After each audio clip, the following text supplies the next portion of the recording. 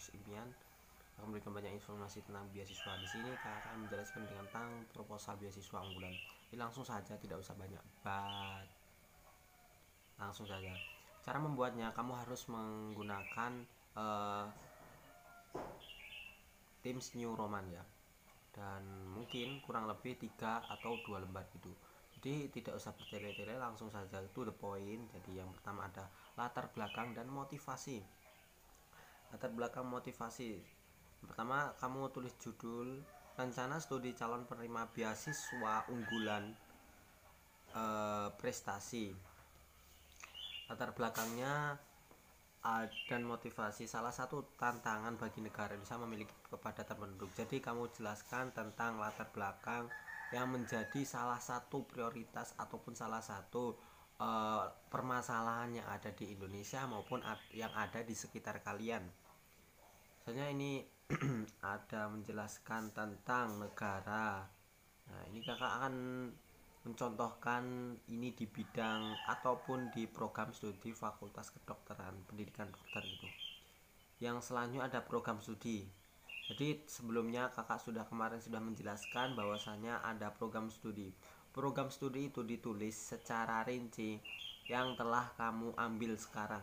Misalnya nih, kamu sekarang ambil di program studi Fakultas Kedokteran, ya tulis kalau kamu Fakultas Kedokteran gitu.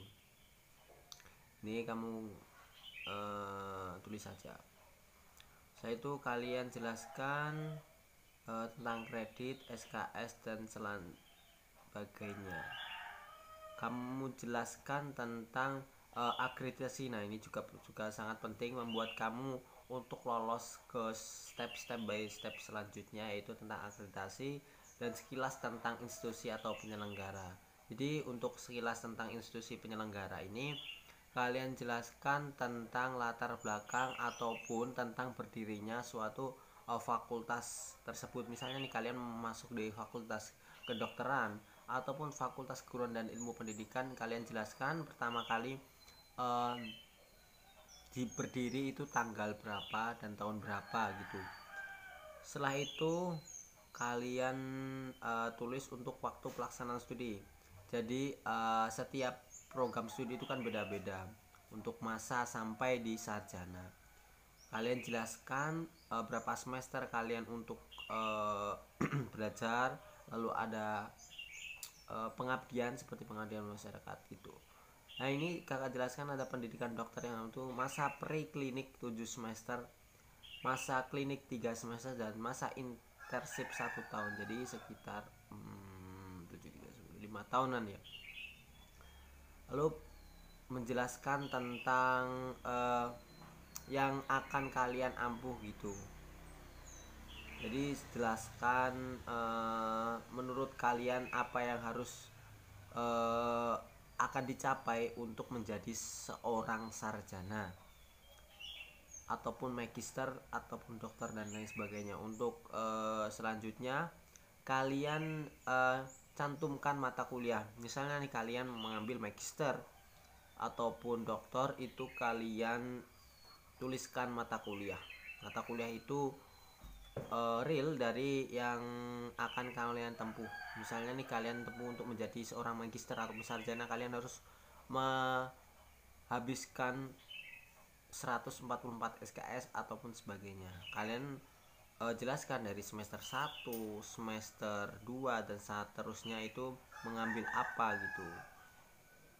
Selanjutnya ada kegiatan mahasiswa. Nah, ini penting juga untuk kalian yang memang terjun di dunia organisasi. Organisasi itu bebas, tidak muluk-muluk untuk menjadi satu saja. B, misalnya nih kakak jelaskan atau kakak contohkan untuk kegiatan selain daripada kuliah, kegiatan juga bisa dilakukan di fakultas ataupun universitas tingkatnya gitu ya.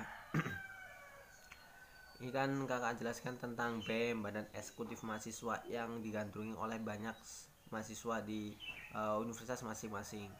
Terus mengikuti juga organisasi tingkat nasional, yaitu ISMIKI, Ikatan Senat Mahasiswa Fakultas Kedokteran Indonesia, sebagai stafnya. Jadi kalian jelaskan apa yang telah menjadi pengalaman kalian untuk mendapatkan beasiswa unggulan Kemendikbud tahun 2020.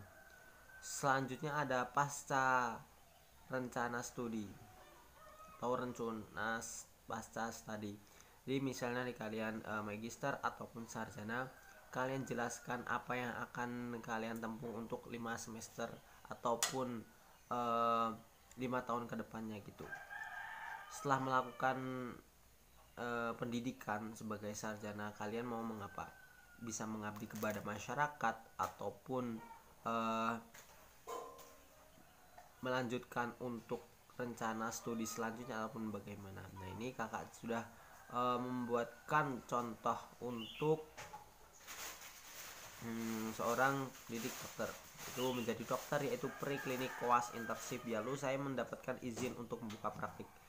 Jadi ini salah satu contoh untuk kalian setelah lulus, kalian untuk mengapa, apa yang akan kegiatan yang disibukkan, lalu apakah kalian juga ingin melanjutkan pendidikan ataupun bagaimana, kalian bisa jelaskan di sini.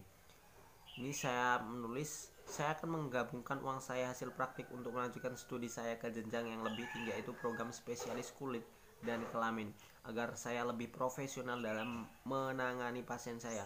Setelah mendapatkan gelar spesialis kulit dan kelamin, saya akan mengabdikan diri saya untuk menjadi dosen Fakultas Kedokteran Universitas Lampung sebagai wujud terima kasih saya, dan agar ilmu saya dapatkan bermanfaat bagi semua orang, bukan hanya bermanfaat bagi diri saya. Jadi kalian jelaskan, jika ingin melanjutkan kuliah ya kalian jelaskan, kalaupun tidak, apa yang menjadi kesibukan kalian setelah kalian lulus ataupun sebagainya. Cukup itu yang dapat saya sampaikan di sini. Adapun kesalahan mohon maaf. Wassalamualaikum warahmatullahi wabarakatuh.